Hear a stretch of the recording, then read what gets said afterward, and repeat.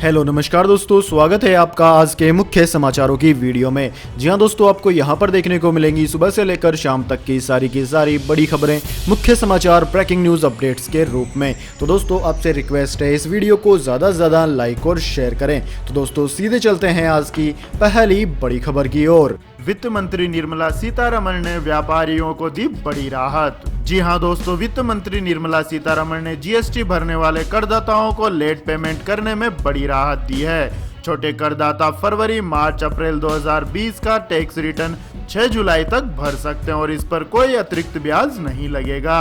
उसके बाद 30 सितंबर तक 9% ब्याज लगेगा। इस ब्याज को 18% से घटाकर 9% कर दिया गया है। जुलाई 2017 से जनवरी 2020 तक का जीएसटी भरने वालों को मैक्सिमम 500 रुपए लेट पेमेंट फीस देनी होगी। जिन करदाताओं की सप्लाई प्रभावित हुई है और वे मई, जून, जुलाई में भर नहीं पाए हैं तो वो सितंबर तक बिना ब्याज या लेट फीस के रिटर्न भर सकते हैं। इसके बाद दोस्तों जानते हैं अगली बड़ी खबर। मुंबई में फंसे थे यूपी के मजदूर, वकील की मदद से मिलेंगे 25 लाख रुपए। जी हां दोस्तों, सुप्रीम कोर्ट में मुंबई में फंसे उत्तर प्रदेश के संत कबीर नगर के मजदूरों को घर वापस भेजने के मामले पर शुक्रवार को सुनवाई हुई।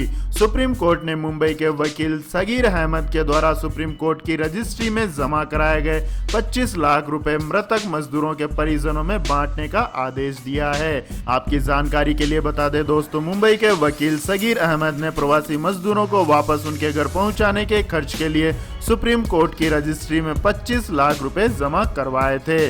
सुनवाई के दौरान सगीर अहमद खान ने कहा कि मजदूर घर पहुंच गए हैं, इसलिए मेरे द्वारा जमा कराए गए रुपए यूपी के उन 5 परिवारों में बांट दिए जाए जिनके लोगों की इस लॉकडाउन के दौरान लौटते समय मृत्यु हो गई है। इसके बाद दोस्तों जानते हैं अगली बड़ी खबर। केंद्र सरकार का राज्यों को निर्देश, नाइट कर्फ्यू के दौरान हाईवे पर गाड़ियों को ना रोके। जी हां दोस्तों, देश में इस महामारी के बढ़ते मामलों के बीच गृह मंत्रालय ने अनलॉक 1.0 में रात 9 बजे से सुबह 5 बजे तक लागू नाइट कर्फ्यू को लेकर एक बार फिर स्थिति स्पष्ट की है। शुक्रवार को गृह मंत्रालय ने कहा है कि जरूरी सेवाओं को छोड़कर अन्य लोगों के घरों से बाहर जाने पर रोक रहनी चाहिए। नाइट कर्फ्यू में हाईवे पर चलने वाली गाड़ियों पर किसी भी तरह का प्रतिबंध लागू नहीं होता है। केंद्रीय गृह सचिव अजय भल्ला ने कहा कि रात 9 बजे से सुबह 5 बजे तक जरूरी सेवाओं से जुड़े लोगों को छूट दी गई है। भल्ला ने कहा है कि अनलॉक 1.0 में कुछ राज्य नाइट कर्फ्यू में हाईवे से गुजर रहे लोगों, बस और माल ढुलाई वाले ट्रकों को भी रोक रहे हैं। उन्हें ऐसा नहीं करना चाहिए। उन्होंने कहा कि देश भर में आवश्यक गतिविधियों को छोड़कर गृह मंत्रालय ने रात 9 बजे से सुबह 5 बजे तक लोगों की गतिविधियों को प्रतिबंधित करने के दिशा निर्देश जारी किए हुए हैं। इसके बाद दोस्तों जानते हैं अगली बड़ी खबर। इस महामारी के कारण फिर बंद होंगे दिल्ली के बाजार, CAIT ने व्यापारियों से मांगे सुझाव। जी हां दोस्तों, दिल्ली में इस महामारी के मामले बेकाबू होते जा रहे हैं। हर रोज अब रिकॉर्ड नए मामले सामने आ रहे हैं। ऐसे में एक बार फिर से राज्य सरकार की चिंता बढ़ना शुरू हो गई है। इसी बीच व्यापारियों के संगठन confederation of all India trades ने दिल्ली की ट्रेडर्स बॉडी को एक ऑनलाइन सर्वे भेजा है। इसमें सुझाव मांगे गए हैं कि क्या दिल्ली के बाजारों को एक बार फिर बंद कर देना चाहिए। तो क्या दोस्तों, दिल्ली में बढ़ रहे इस महामारी के मामलों को देखते हुए क्या दिल्ली के बाजार एक बार फिर से बंद कर देने चाहिए? कमेंट करके अपनी राय दें। इसके बाद दोस्तों रुक करते हैं अगली बड़ी खबर का। जून में 84% ज्यादा मिला मनरेगा में काम, 3.42 करोड़ लोगों को किया गया ऑफर।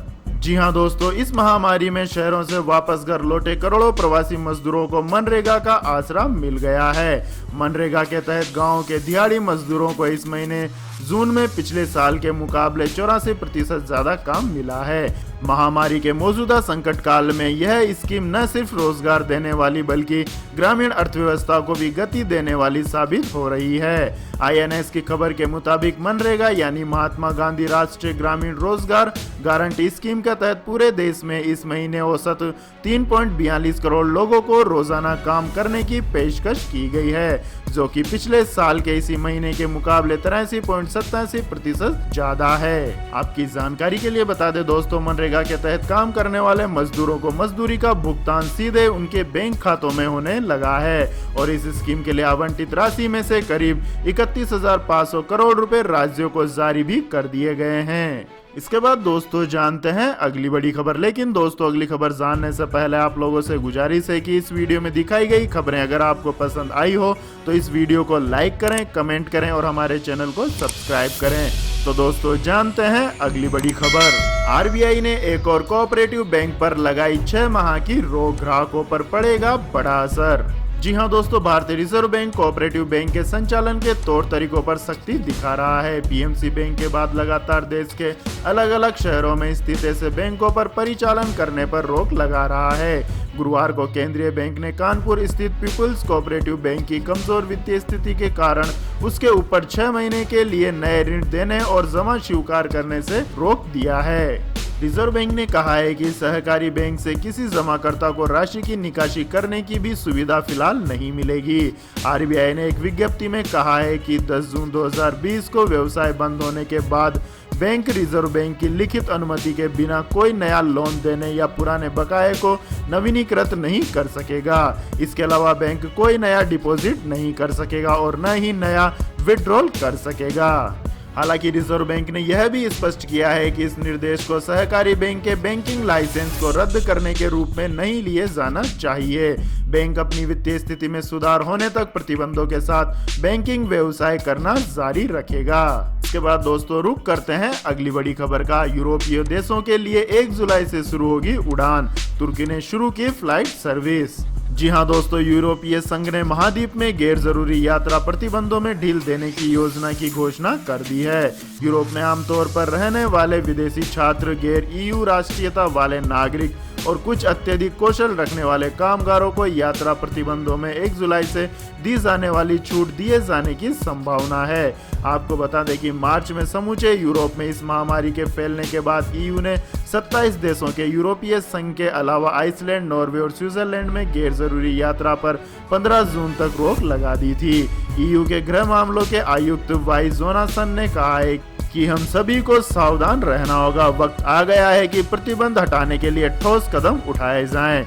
यूरोपीय आयोग इस बात की सिफारिश कर रहा है कि इस वायरस से प्रभावित अर्थव्यवस्था को प्रोत्साहन देने के लिए बाहरी सीमाओं को और खासतौर पर पर्यटन क्षेत्र को खोलना होगा।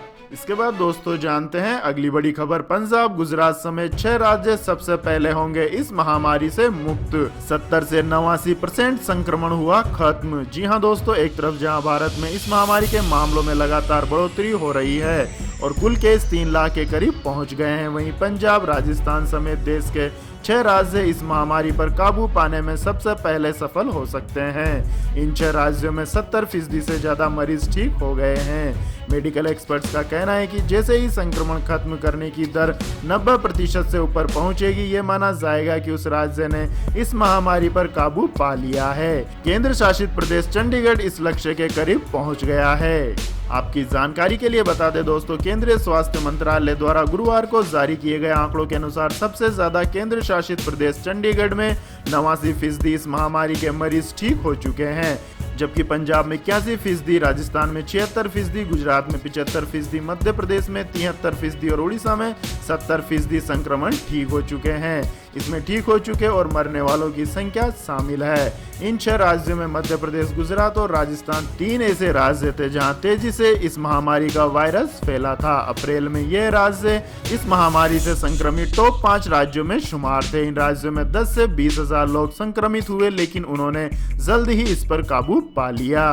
इसके बाद दोस्तों जानते हैं अगली बड़ी खबर। आईसीआईसीआई बैंक ने ग्राहकों को दिया बड़ा तोहफा, लॉन्च किए नई स्कीम, ऑफर, भारी डिस्काउंट और कैशबैक। जी हां दोस्तों, आईसीआईसीआई बैंक ने अपने ग्राहकों की जरूरतों को पूरा करने के लिए स्पेशल मानसून ऑफर लॉन्च किया है। इस ऑफर के तहत बैंक ग्राहकों की जरूरतों को पूरा करने के लिए कई ऑफर्स और स्पेशल डिस्काउंट दे रहा है। इन ऑफर्स को बैंक ने आई डिलाइट मानसून मैजिक बोनांजा नाम से लॉन्च किया है। ऑफर में ग्राहकों को एक्स्ट्रा डिस्काउंट और कैशबैक की सुविधा मिलेगी। इस महामारी के दौर में ज्यादा लोग ऑनलाइन ऑर्डर के जरिए अपनी जरूरतों की चीज मांग रहे हैं। ऐसे में ग्राहक आईसीआईसीआई बैंक के डेबिट और credit card, internet banking platform और मोबाइल एप्लीकेशन से आई मोबाइल के माध्यम से इन ऑफर्स और डिस्काउंट्स का फायदा उठा सकते हैं। इसके बाद दोस्तों जानते हैं अगली बड़ी खबर। भारतीयों को लगा बड़ा झटका, टूटेगा अमेरिका जाने का सपना। H1B वीजा पर रोक लगाने का प्लान बना रही है ट्रंप सरकार। जी हाँ दोस्तों, भारत में हर साल आईआईटी करने वाले ज्यादातर स्टूडेंट्स का सपना अमेरिका जाने का होता है, लेकिन अब लगता है कि उन्हें अपने इस सपने के लिए लंबा इंतजार करना पड़ सकता है। अमेरिकी राष्ट्रपति डोनाल्ड ट्रंप H-1B वीजा सहित सभी एम्प्लॉयमेंट वीजा सस्पेंड करने के प्रस्ताव पर विचार कर रहे हैं। वॉल स्ट्रीट जर्नल की एक रिपोर्ट के मुताबिक इस प्रस्ताव को पास करने का मतलब यह है कि अमेरिका के बाहर से आकर कोई वहां काम नहीं कर सकता है। हालांकि अमेरिका में पहले से जिसके पास ये वीजा है उन पर इसका कोई असर नहीं होगा। इसके बाद दोस्तों रुक करते हैं आज के मौसम समाचार का। तो दोस्तों अगले 3-4 दिन में इन राज्यों में भारी बारिश का है अलर्ट। जानिए कहां पहुंचा मानसून।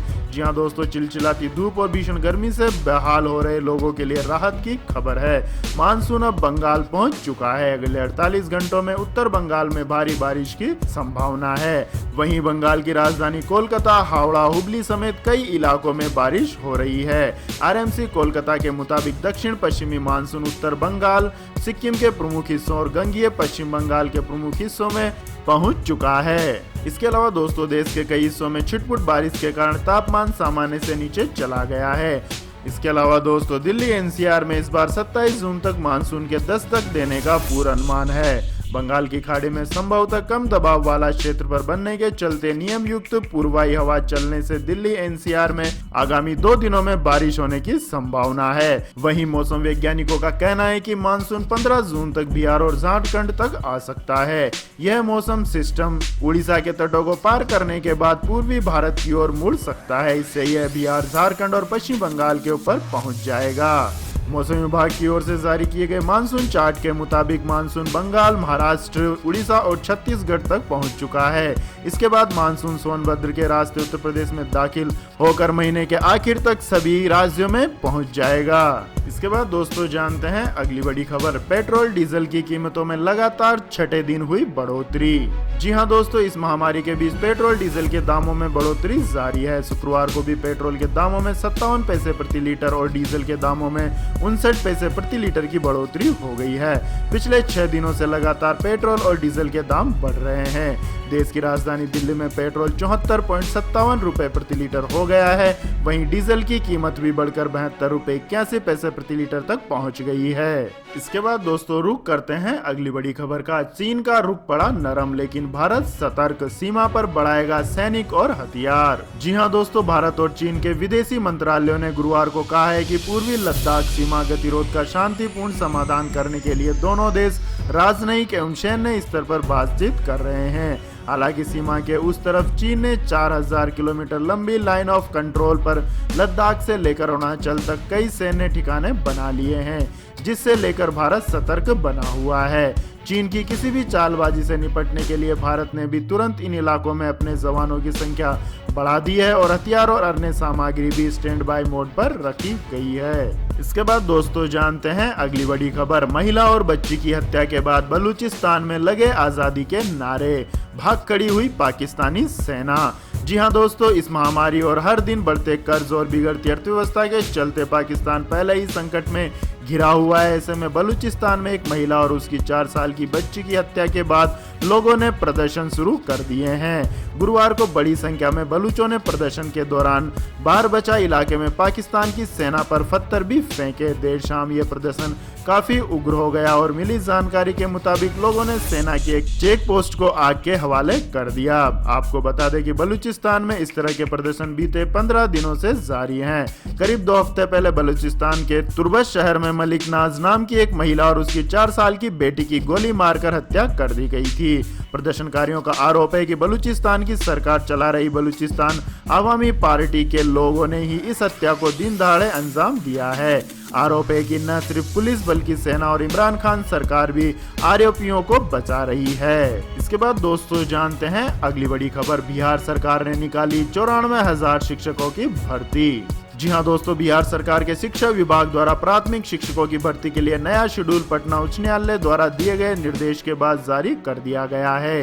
बिहार प्राथमिक शिक्षा के लिए नए कार्यक्रम के मुताबिक सोमवार यानी 15 जून 2020 से आवेदन किए जा सकेंगे।